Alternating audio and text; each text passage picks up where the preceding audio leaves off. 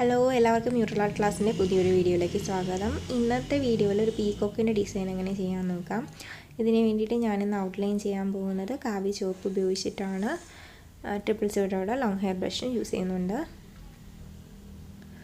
Scarlet ലേക്കും പെൻസിലിനെയും 3:1 റേഷ്യോയിലാണ് ഇപ്പോൾ എടുത്തിട്ടുള്ളത്. വളരെ ലൈറ്റായിട്ട് തിന്നായിട്ട് ലൈൻസ് വരയ്ക്കാൻ വേണ്ടി ശ്രദ്ധിക്കുക.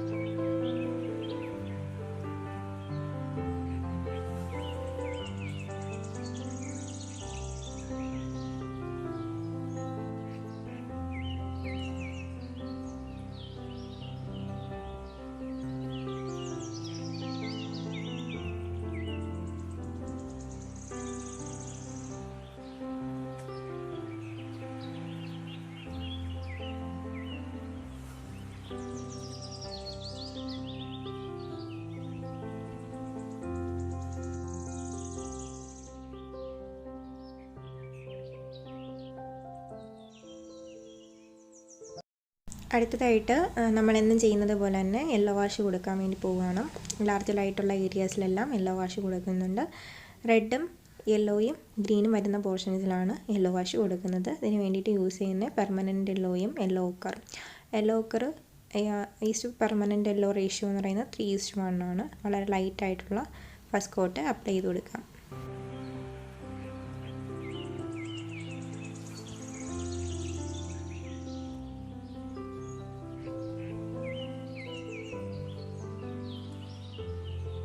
അടുത്ത ഈ ഒരു യെല്ലോ വാഷ് ഇതൊന്ന് ഉണങ്ങിയതിന് ശേഷം second coat yellow wash apply ചെയ്ത് കൊടുക്കാം.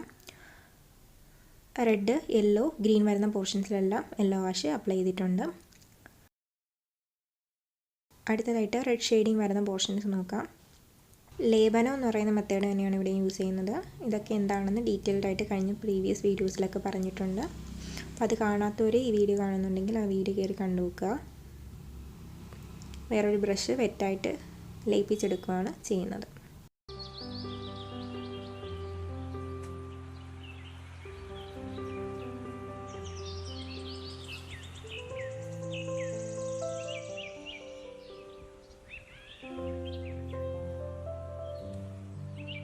കഴുത്തിൽ വരച്ചിരിക്കുന്ന മണിമാല ഡിസൈനുള്ള ഓർണമെൻറ്റ് കൂടി ഇതുപോലെ സെയിം മെത്തേഡ് യൂസ് ചെയ്തിട്ട് തന്നെയാണ് ഷെയ്ഡിങ് എന്ന് പറയുന്നത് ചെയ്യുന്നത്.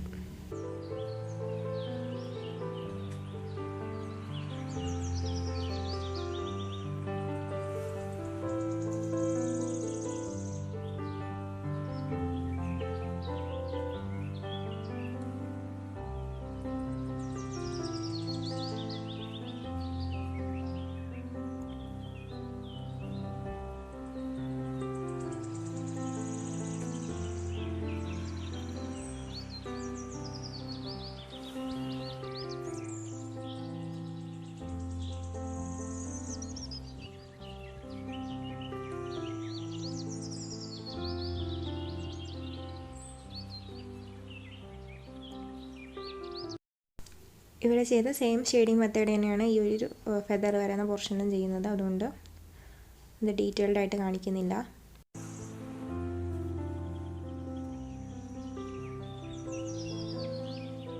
റെഡ് കളർ യൂസ് ചെയ്തിട്ട് തന്നെയാണ് ഇപ്പോൾ ഷെയ്ഡിങ് എന്ന് പറയുന്നത് ചെയ്യുന്നത്.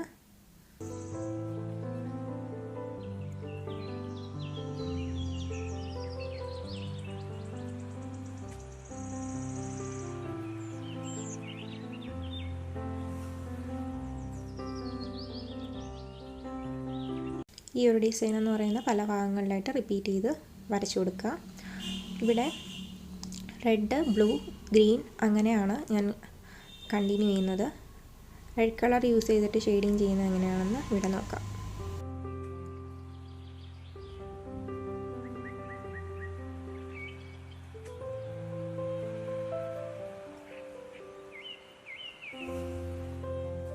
വീഡിയോയ്ക്ക് ലെങ്ത് കൂടുതലായതുകൊണ്ട് സെക്കൻഡ് പാർട്ട് വീഡിയോയിൽ ബാക്കി ഡീറ്റെയിൽസ് നോക്കാം.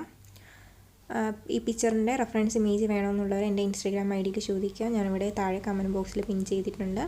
ചാനൽ സബ്സ്ക്രൈബ് ചെയ്യാത്ത ആരെങ്കിലും ഈ വീഡിയോ കാണുന്നുണ്ടെങ്കിൽ സബ്സ്ക്രൈബ് ചെയ്യുക. തൊട്ടടുത്തൊരു ബെൽ ബട്ടൺ കൂടിയുണ്ട്, അത് നിങ്ങളൊന്ന് പ്രസ് ചെയ്യുക.